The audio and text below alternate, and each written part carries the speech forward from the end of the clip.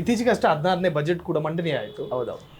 ಅದು ಸಂಪೂರ್ಣವಾಗಿ ಹಲಾಲ್ ಬಜೆಟ್ ಅಂತ ಹೇಳಿ ಈ ಕಡೆ JDS ಅಪಹಾಸ್ಯ ಮಾಡ್ತಾ ಇದೆ, ಈ ಕಡೆ BJPನೂ ಅಪಹಾಸ್ಯ ಮಾಡ್ತಾ ಇದೆ. ಎಲ್ಲಿವರೆಗೂ ಅಂತ ಹೇಳಿದ್ರೆ ಚನ್ನಪಟ್ಟಣದಲ್ಲಿ ಇತ್ತೀಚೆಗೆ ಬೈ ಎಲೆಕ್ಷನ್ ಅಲ್ಲಿ ಸೋತಂತ ನಿಖಿಲ್ ಕುಮಾರಸ್ವಾಮಿ ಲಿಟ್ರಲಿ ಹಲಾಲ್ ಬಜೆಟ್ ಅಂತ ಹೇಳ್ತಿದ್ದಾರೆ. ಇದು ಏನದು ಈದ್ಗಾ ಬಜೆಟ್ ಅಂತ ಹೇಳ್ತಾರೆ. ಒಂದು ಕಮ್ಯುನಿಟಿಯನ್ನು ಕೂಡ ಅಪಹಾಸ್ಯ ಮಾಡಿದ್ದಾರೆ, ಜೊತೆಗೆ ಕಾಂಗ್ರೆಸ್ ಅನ್ನು ಕೂಡ ಹಲಾಲ್ ಸರ್ಕಾರ ಅಂತ ಅಪಹಾಸ್ಯ. ಏನು ಹೇಳ್ತೀವಿ? ನನಗೆ ನೋಡಿ, ಈ ರೀತಿಯ ಪದ ಬಳಕೆ, ಈ ರೀತಿಯ ಒಂದು ಸಮುದಾಯನ ವ್ಯಂಗ್ಯ ಮಾಡಿ ಅಥವಾ ಟಾರ್ಗೆಟ್ ಮಾಡಿ ಇಡೀ ಬಜೆಟನ್ನು ಮಾತಾಡೋದು ಅದು ನನಗೆ ಸರಿ ಕಾಣಲ್ಲ. ಆದರೆ ಈ ಬಜೆಟ್ನಲ್ಲಿ ಓದ್ ಬಜೆಟ್ಗಿಂತ 2% ಎಜುಕೇಷನಲ್ ಬಜೆಟ್ನ ಕಡಿಮೆ ಮಾಡಿದ್ದಾರೆ ಮುಖ್ಯಮಂತ್ರಿ ಸಿದ್ದರಾಮಯ್ಯವರು. ಓವರಾಲ್ 12% ಹೋದ ವರ್ಷ ಕೊಟ್ಟಿದ್ರು, ಅದು ನನ್ನ ಪ್ರಕಾರ ಕಡಿಮೆ. ಎಜುಕೇಷನ್ಗೆ, ಹೆಲ್ತ್ಗೆ, ಈ ಥರದಗೋಸ್ಕರ ಈ ಸಲ 10% ಕೊಟ್ಟಿದ್ದಾರೆ, ಅದು ಇನ್ನೂ ಕಡಿಮೆ. ಅದು ಬಜೆಟಲ್ಲಿ ಕಡಿಮೆ ಆಗಿದೆ, 2%. ಆದರೆ ಯಾರು ಕೊಟ್ಟಿದ್ದಾರೆ ಅಂದರೆ ನನಗೆ ಗೊತ್ತಿರೋ ಪ್ರಕಾರ 150 ಕೋಟಿ ಇದಕ್ಕೆ, ಕೆಲವು ವಾಕ್ ಸಂಬಂಧಪಟ್ಟಂಗೆ ಅದು ಬೇರೆ ಬೇರೆದು ಕೊಟ್ಟಿದ್ದಾರೆ. ಮತ್ತು ನಮಗೆ ಕೆಲವು ಸಿಕ್ಕು, ಜೈನು, ಮುಸ್ಲಿಮು, ಮೈನಾರಿಟಿ ಕಮ್ಯುನಿಟಿಯ ಧರ್ಮಗುರುಗಳಿಗೆ ಹೆಚ್ಚು ಆದ್ಯತೆ, ಹೆಚ್ಚು ಒಂದು ರೀತಿಯ ಬೇರೆ ಬೇರೆ ಥರ ಫೈನಾನ್ಷಿಯಲ್ ಬೆನಿಫಿಟ್ಸ್ ಕೊಟ್ಟಿದ್ದಾರೆ. ನಾನು ನೋಡಿ ಸಾಹಿಲ್ ಅವರೇ, ನಾನು ಸೆಕ್ಯುಲರಿಸಮನ್ನು ಗಟ್ಟಿಯಾಗಿ ನಂಬ್ಕೊಂಡಿರೋ 1976ನಲ್ಲಿ ಸೆಕ್ಯುಲರ್ ಅನ್ನೋ ಪದ ಸಂವಿಧಾನಕ್ಕೆ ಸೇರಿಸಲ್ಪಟ್ಟಿದೆ. ಅದನ್ನು supreme court it is the basic structure the constitution ಅಂತ ಒಪ್ಕೊಂಡಿದೆ. ಸೆಕ್ಯುಲರಿಸಮ್ ಅಂದರೆ ಏನು? ಸೆಕ್ಯುಲರಿಸಮ್ ಬೈ ಡೆಫಿನಿಷನ್ ಅಂದರೆ it is the separation of government and religion. ಸರ್ಕಾರಗಳಿಗೂ ಧರ್ಮಗಳಿಗೂ ಪ್ರತ್ಯೇಕ ಥರ. ಆರ್ಟಿಕಲ್ 25 ಅಡಿಯಲ್ಲಿ ಪ್ರತಿಯೊಬ್ಬರು ಅವ್ರವ್ರ ಧರ್ಮಗಳನ್ನು ಅವ್ರವ್ರ ಮನೆಗಳಲ್ಲಿ ಧರ್ಮೇತರವಾಗೋ ಧರ್ಮದಡಿಯಲ್ಲೋ ಅವರು ಅದನ್ನು ಆಚರಣೆ ಮಾಡೋಕ್ಕೆ ಅವ್ರಿಗೆ ಹಕ್ಕಿದೆ, ಧರ್ಮಕ್ಷೇತ್ರಗಳಲ್ಲಿ ಹಾಕಿದೆ. ಬಟ್ ಸರ್ಕಾರ ದುಡ್ಡನ್ನು ಅದನ್ನು ಬಹುಸಂಖ್ಯಾತರ ಧರ್ಮಗಳಿಗಾಗಿರ್ಬೋದು ಅಥವಾ ಅಲ್ಪಸಂಖ್ಯಾತರ ಧರ್ಮಗಳಿಗಾಗಿರ್ಬೋದು ಅದನ್ನು ಯೂಸ್ ಮಾಡೋದ್ರಿಂದ ನನಗೆ ದೊಡ್ಡ ಪ್ರಮಾಣದಲ್ಲಿ ಸಮಸ್ಯೆ ಅಂತ ಕಾಣುತ್ತೆ. ಇವಾಗ ಫಾರ್ ಎಕ್ಸಾಂಪಲ್, ನಾನು ಇವಾಗ ಅಲ್ಪಸಂಖ್ಯಾತ ಧರ್ಮಗುರುಗಳಿಗೆ ಯಾವ ಥರ ಅವರು ಹೆಚ್ಚು ಮಾನ್ಯತೆ ಕೊಟ್ಟಿದ್ದಾರೆ ಅನ್ನೋದು ನನಗೂ ಕೂಡ ನನಗೂ ಕೂಡ ಸಮಸ್ಯೆ ಅನಿಸುತ್ತೆ. ಬಟ್ ಅದ್ರ ಜೊತೆ ಕುಂಭಮೇಳ ವಿಚಾರದಲ್ಲಿ ನೀವು ಯಾವುದೇ ರಾಜಕಾರಣಿಯಾಗಿ ನೀವು ನರಸೀಪುರದಲ್ಲಿ ನೀವು ನಿಮ್ಮ ಇಷ್ಟಪಟ್ಟಂಗೆ ನೀವು ಹೋಗಿ ಬನ್ನಿ, ಅಥವಾ ನೀವು ತ್ಯಾಗರಾಜ್ಗೆ ಹೋಗಿ ಬನ್ನಿ, ಯಾರು ಬೇಡ ಅನ್ನಲ್ಲ, ನಿಮ್ಮ ಇಷ್ಟ, ನಿಮ್ಮ ವೈಯಕ್ತಿಕ. ಆದರೆ 6 ಕೋಟಿ ಜನರ ತೆರಿಗೆ ಹಣನ ಕುಂಭಮೇಳಕ್ಕೆ ಬಳಸೋದು ಎಷ್ಟು ಮಟ್ಟಿಗೆ ಸೆಕ್ಯುಲರಿಸಮ್ ಪರ ಅಂತ ಪ್ರಶ್ನೆ ಬರುತ್ತೆ ನಮಗೆ. ನಾನು ಬರೀ ಅಲ್ಪಸಂಖ್ಯಾತರನ್ನು ಗುರಿ ಇಟ್ಕೊಂಡು ಅವ್ರ ಮೇಲೆ ಟಾರ್ಗೆಟ್ ಮಾಡಿ ಎಲ್ಲ ಮುಸಲ್ಮಾನರು ಈ ರೀತಿ ಮುಖ್ಯಮಂತ್ರಿ ಸಿದ್ದರಾಮಯ್ಯನವರು ಸೆಕ್ಯುಲರಿಸಮ್ ವಿರುದ್ಧ ಮಾಡಿದ್ದಕ್ಕೆ ಎಲ್ಲರೂ ಬಲಿಪಶು ಮಾಡೋನಲ್ಲ. ನಾವು ಬಹುಸಂಖ್ಯಾತರ ವಿಚಾರದಲ್ಲೂ ಕೂಡ ಅದನ್ನು ದುರುಪಯೋಗ ಆದಾಗ ನಾವು ಪ್ರಶ್ನೆ ಮಾಡ್ತೀವಿ. ಎಲ್ಲೇ ಆ ದುರುಪಯೋಗ ಅದು ಪ್ರಶ್ನೆ ಮಾಡೋದು, ಹಣ ದುರುಪಯೋಗ. ಬಟ್ ನೀವು ಅದನ್ನು ನನ್ನ ಪ್ರಕಾರ ಯಾವ ಪಕ್ಷಗಳು ಕೂಡ ಸಾಹಿಲ್ ಅವರು, ಅದು ಇವತ್ತಿನ ದಿನ ಕಾಂಗ್ರೆಸ್ ಆಗಿರ್ಬೋದು, BJP ಆಗಿರ್ಬೋದು, JDS ಆಗಿರ್ಬೋದು, ಆಪ್ ಆಗಿರ್ಬೋದು, ಈ ಯಾವ ಪಕ್ಷಗಳು ಕೂಡ ಸೆಕ್ಯುಲರಿಸಮ್ನ ಎತ್ತಿ ಹಿಡಿತಾ ಇಲ್ಲ.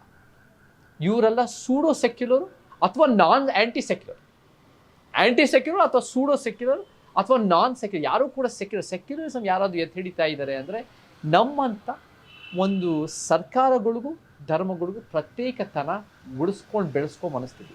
ಸೊ ನಾವು ನಿಜವಾಗ್ಲೂ ಹೇಳಬೇಕಂದ್ರೆ ನಮಗೆ ಈ ಥರ ಅಲ್ಪಸಂಖ್ಯಾತ ಧರ್ಮಗುರುಗಳು ಬೇಡ, ವಾಫ್ ಬೋರ್ಡ್ಗೂ ಬೇಡ, ನಮಗೆ ಮಠಗಳಿಗೂ ಬೇಡ, ನಮಗೆ ದೇವಸ್ಥಾನಗಳಿಗೂ ಬೇಡ. ಆ್ಯಂಡ್ ಐ ಆಲ್ಸೋ ಸಪೋರ್ಟ್ ಇದು ಫ್ರೀಯಿಂಗ್ ಆಫ್ ದ ಟೆಂಪಲ್ಸ್ ಫ್ರಮ್ ಸರ್ಕಾರದ ಅಡಿಯಲ್ಲಿ. ಅದು ಒಂದು ಹಿಂದುತ್ವ ಅಜೆಂಡಾ ಅದು. But it is a secular point. ಅದರಲ್ಲಿ ಏನಿದೆ ಅಂದರೆ 1,80,000 ದೇವಸ್ಥಾನಗಳು ಕರ್ನಾಟಕದಲ್ಲಿದ್ದಾವೆ. ಅದರಲ್ಲಿ 35,100 ಮುಜರಾಯಿ ಇಲಾಖೆ ಅಡಿಯಲ್ಲಿ ಬರ್ತವೆ ದೇವಸ್ಥಾನಗಳು. ಈ ದೇವಸ್ಥಾನಗಳಲ್ಲಿ ನನ್ನ ಪ್ರಕಾರ ಸೆಕ್ಯುಲರಿಸಮ್ ಅಂದಾಗ, separation of government and religion ಅಂದಾಗ, ಈ ದೇವಸ್ಥಾನಗಳು ಒಂದು ಟ್ರಸ್ಟ್ ಕೊಟ್ಟು ಅದನ್ನು ನೀವು ಟ್ರಸ್ಟ್ ನಡೆಸಿ ಈ ದೇವಸ್ಥಾನಗಳನ್ನು ಟ್ಯಾಕ್ಸ್ ಆ್ಯಂಡ್ ರೆಗ್ಯುಲೇಟ್ ಮಾಡೋ ಸರ್ಕಾರ ಮಾಡಿಬಿಟ್ಟು ಅವ್ರಿಗೆ ಫ್ರೀಡಮ್ ಮಾಡಿಕೊಡ್ಬೇಕು.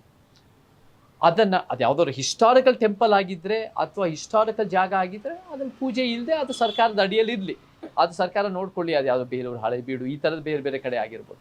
ಬಟ್ ಅದನ್ನು ಒಂದು ಫಂಕ್ಷನಿಂಗ್ ಟೆಂಪಲ್ ಇದ್ದರೆ ಅದು ಒಂದು ಟ್ರಸ್ಟ್ ನಡೆಸಲಿ. It must be separate from the government and it must be taxed and regulated. And that is ನನ್ನ ಪ್ರಕಾರ it's a secular policy. So ಅದು ಅದಕ್ಕೆ ಅದು ಕೆಲವು ರೀತಿ ಮಾತಾಡ್ತಾರೆ. ಅದು ಏನು ಹೇಳ್ತಾರೆ ಅಂದರೆ ಕೇವಲ 200 ದೇವಸ್ಥಾನದ ಬಗ್ಗೆ ಡಿಮ್ಯಾಂಡ್ ಇದೆ, ಯಾಕೆಂದರೆ ಆ 200 ದೇವಸ್ಥಾನಗಳು ಒಳ್ಳೆ ದುಡ್ಡಿದೆ, ಬೇರೆ 34-35 ಸಾವಿರದ ಬಗ್ಗೆ ಡಿಮ್ಯಾಂಡ್ ಇಲ್ಲ ಅಂತಾರೆ. ಬಟ್ ನಾನು ಯಾವುದೇ ದೇವಸ್ಥಾನ ಇದೆ, ದೊಡ್ಡದಾಗಲಿ ಚಿಕ್ಕಾಗಲಿ, ಇನ್ ಫ್ರೀಡಮ್ ಇದೆ, ಟ್ಯಾಕ್ಸ್ ಆ್ಯಂಡ್ ರೆಗ್ಯುಲೇಟ್ ಮಾಡೋದು is a secular demand, is a secular policy. ಅದರ ಪರವಾಗಿ ನಾನಿದ್ದೀನಿ. ಓಕೆ. ಆ್ಯಂಡ್ ಅಗೇನ್ ಈಗ ಸೆಂಟ್ರಲ್ ಗೌರ್ಮೆಂಟು ವಕ್ಫ್ ಅಮೆಂಡ್ಮೆಂಟ್ ಬಿಲ್ ಏನಾದರೂ ತಿದ್ದುಪಡಿ ವಿಚಾರವಾಗಿ ಇದ್ರ ಬಗ್ಗೆ ನಿಮ್ಮ ರಿಯಾಕ್ಷನ್, ಚೇತನ್ ಅವ್ರು ಏನು ಹೇಳ್ತಾರೆ? ವಕ್ಫ್ ತಿದ್ದುಪಡಿ ವಿಚಾರದಲ್ಲಿ ನಾನು ಅದನ್ನು ರಿಸರ್ಚ್ ಮಾಡಿರೋ ಪ್ರಕಾರ the 3 biggest land owning entities ಯಾವುದಾದ್ರು ದೇಶದಲ್ಲಿ ಇದ್ದರೆ ಅದು ನನಗೆ ಗೊತ್ತಿರೋ ಪ್ರಕಾರ 1 and 2 is railways and defense. Number 3 is the Waqf Board. It is a very, very big land owning entity. ಅದನ್ನು ಅದರಲ್ಲಿ ಒಂದು ಬರುತ್ತೆ ಏನಂದರೆ, ಒಂದು ಸೆಕ್ಷನ್ 40 ಆರ್ಟಿಕಲ್ 40 ಈ ಥರದ ಒಂದು ಸಣ್ಣ ಒಂದು ಪಾಯಿಂಟ್ ಬರುತ್ತೆ. ಆ ಪಾಯಿಂಟ್ನಲ್ಲಿ ಏನು ಬರುತ್ತೆ ಅಂದರೆ, ಈ Waqf board any land the Waqf board believes to be under its rule, under its jurisdiction, ಅದರ ಅಡಿಯಲ್ಲಿ ಬರುತ್ತೆ ಅಂತ ಯಾವುದೇ ಇರ್ಬೋದು, ಆ ಭೂಮಿನ ಅದು ತಗೋಬಹುದು ಅಂತ ಯಾವುದೋ ಒಂದು ಸೆಕ್ಷನ್ 40 ಆರ್ಟಿಕಲ್ 40 ಯಾವುದೋ ಒಂದು ಅಡಿಯಲ್ಲಿ ಬರುತ್ತೆ ಅಂತ ನಾನು ಕೇಳ್ಪಟ್ಟಿದ್ದೀನಿ. ಅದು ನನ್ನ ಪ್ರಕಾರ ಸಮಸ್ಯಾತ್ಮಕವಾಗಿದೆ. It gives too much power to one entity. So ಏನು ಮಾಡಬೇಕು ಅಂದರೆ ಚೆಕ್ಸ್ ಆ್ಯಂಡ್ ಬ್ಯಾಲೆನ್ಸಸ್ ಮಾಡಬೇಕು. ಆ ಒಂದು ಸೆಕ್ಷನ್ 40 ನೀವೇನು ಮಾಡಬೇಕು ಮುಖ್ಯವಾಗಿ ಅಂದರೆ, ಸೆಕ್ಷನ್ 40 ಒಂದು ಬೇರೆಯವರು, ಜಿಲ್ಲಾಧಿಕಾರಿ ಆಗಿರ್ಬೋದು, ತಹಸೀಲ್ದಾರ್ ಆಗಿರ್ಬೋದು, ಯಾರ್ದೋ ಕಡೆ ಕ್ರಾಸ್ ಚೆಕ್ ಮಾಡಿ ಆ ಭೂಮಿನ ತೊಗೋಬೋದು. ಯಾಕಂದರೆ ಏನಾಗುತ್ತೆ ಅಂದರೆ, ಜನ ಮಾತಾಡ್ತಾರೆ, ಇಲ್ಲ ನಿಮಗೆ ವಕ್ಫ್ ಬೋರ್ಡ್ನಲ್ಲೂ ಕೂಡ ನಿಮಗೆ ಒಂದು ಟ್ರೈಬ್ಯುನಲ್ ಥರ ಯಾವುದೋ ಒಂದು ಜಸ್ಟಿಸ್ ಕೊಡುತ್ತೆ, ಕರೆಕ್ಟು. ಬಟ್ ನಿಮಗೆ ಅದರಿಂದನೇ ನಿಮ್ಗೆ ಸಮಸ್ಯೆ ಆಗಿದ್ದರೆ ಅದರಿಂದನೇ ನ್ಯಾಯ ಸಿಗುತ್ತೆ ಅಂತ ನಾವು ನಿರೀಕ್ಷೆ ಮಾಡೋದು ಭಾಳ ಕಷ್ಟ ಆಗುತ್ತೆ. So the Waqf board needs like any body ನಮ್ಗೆ ಯಾಕೆ ಶಾಸಕಾಂಗ, ಕಾರ್ಯಾಂಗ, ನ್ಯಾಯಾಂಗ ಅನ್ನೋದು ಇರೋದು ಅಂದರೆ, ಮತ್ತೆ ಮಾಧ್ಯಮದ್ದು ದ 4th ಪಿಲ್ಲರ್, ಪತ್ರಿಕಾ ರಂಗದ 4th ಪಿಲ್ಲರ್ ಅಂದರೆ ಚೆಕ್ಸ್ ಆ್ಯಂಡ್ ಬ್ಯಾಲೆನ್ಸಸ್. ಒಬ್ಬರು ಇವ್ರಿಗೆ ಪವರ್ ಜಾಸ್ತಿ ಬರೋಲ್ಲ, ಅವ್ರು ಏನು ಮಾಡ್ತಾರೆ ಅಂದರೆ ಇವ್ರನ್ನ ಪ್ರಶ್ನೆ ಮಾಡ್ತಾರೆ. ಸೊ ಈ ಒಂದು ವಕ್ಫ್ ಬೋರ್ಡು ಅಫ್ಕೋರ್ಸ್ ನಮಗೆ ಅದನ್ನು ಕಮ್ಯುನಲೈಸ್ ಮಾಡೋ ಪ್ರಶ್ನೆ ಅಲ್ಲ. ಇದನ್ನು ಯಾವುದೇ ಕಾರಣಕ್ಕೂ ಮುಸಲ್ಮಾನರನ್ನ ಈ ಒಂದು ಕಾನೂನಾತ್ಮಕವಾಗೋ ಅಥವಾ ಒಂದು ಸ್ಟ್ರಕ್ಚರಲ್ಲಿ ಏನೋ ಒಂದು ಸಮಸ್ಯೆ ಇದ್ದ ತಕ್ಷಣ ಮುಸಲ್ಮಾನರನ್ನ ತಪ್ಪುಡ್ಕೋದು ಪ್ರಶ್ನೆ ಬರಲ್ಲ. ತಿದ್ದುಪಡಿಯ ಅವಶ್ಯಕತೆ ಇಲ್ಲ ಅಂತೀರಾ? ತಿದ್ದುಪಡಿಯ ಚೆಕ್ಸ್ ಆ್ಯಂಡ್ ಬ್ಯಾಲೆನ್ಸ್ ಅವಶ್ಯಕತೆ ಇರ್ಬೋದು ನನಗನ್ಸೋ ಪ್ರಕಾರ. ಬಿಕಾಸ್ ನನಗೆ ಅನ್ಸೋ ಪ್ರಕಾರ ಸಾಹಿದವರೇ, no entity should be able to claim any land. ಅಲ್ಲ ಸರ್, ಒಂದು ಈಗ ವಕ್ಫ್ ಎನ್ನುವಂಥದ್ದು ಕೇಂದ್ರದ ಕಂಟ್ರೋಲಿಗೆ ಬಂದ್ಬಿಡುತ್ತೆ ಅಂತ.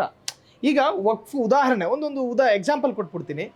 ಒಂದು ಭಾಗದಲ್ಲಿ ಒಂದು ಮದ್ರಸಾ, ಒಂದು ಮಸೀದಿ ಇದೆ, ಅದು ವಕ್ಫ್ ಆಗಿದೆ ಅಂತ ಕೇಳಿ, ಅದನ್ನು ಪ್ರಶ್ನೆ ಯಾರು ಮಾಡಂಗಿಲ್ಲ. ವಕ್ಫ್ ಆದರೆ ಅದು ವಕ್ಫೇ ತೀರ್ಮಾನ ಮಾಡಬೇಕು, ಇದು ಪ್ರೈವೇಟಾ ಅಥವಾ ಅಂದರೆ ಅದು ಮುಸ್ಲಿಮರು ದಾನ ಮಾಡಿರ್ತಕ್ಕಂತಹ ಜಾಗ. ಈಗ ಕೇಂದ್ರ ಸರ್ಕಾರ ಕಂಟ್ರೋಲಿಗೆ ತರ್ತಾ ಇದೆ ಅದನ್ನು.